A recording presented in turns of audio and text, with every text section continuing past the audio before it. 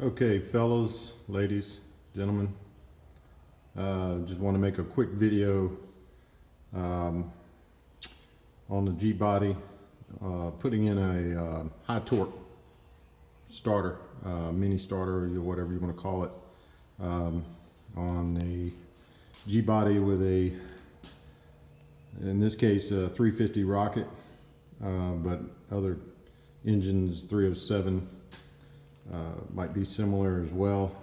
As for you LS guys, not sure, based on fitment of headers and things like that. This car has Flowtech ceramic headers, and the mechanic I took it to told me that he couldn't make it fit, so I said bullshit and put it in myself. But it was not easy, especially doing it myself. You guys that don't have lifts, my hat's off to you, working on a car like this on the ground or on jack stands. It's just really not easy. But if you're doing it yourself, the one thing I would recommend you get is this little guy right here.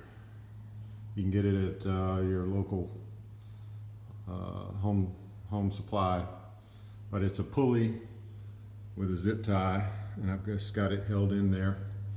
And what you do is you use that to help hold the header in place loosely, tied off, of course, but it holds the header in its general position of where it would be, but it allows you to move the header around so that you can get the starter up in the hole that it needs to go in with the header there, because once the header's put in, you cannot put the starter in, and you can't put the header in with the starter in. So they both have to go in roughly the same way at the same time. So what I'm going to show you is hopefully some tricks that I've learned with these mini starters, but it really applies to any starter on a big engine, or an engine this size in this car with headers. Without headers, with regular manifolds, it's not a big deal, but with the header it makes all the difference. A lot of people say these headers can't go in from the bottom. The passenger side would go in from the bottom, but the driver's side has to come in from the top. In my case, I found that to be not true. This is a console car with the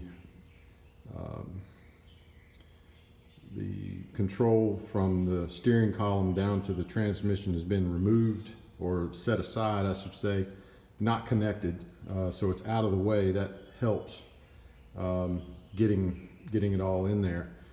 If it's still together, if you've got a steering column shift car, you're going to have to take that piece loose to get the header in, to get the starter in, and then you can put it back on after you've got everything done. So let me put the car up in the air and I'll show you what I'm talking about.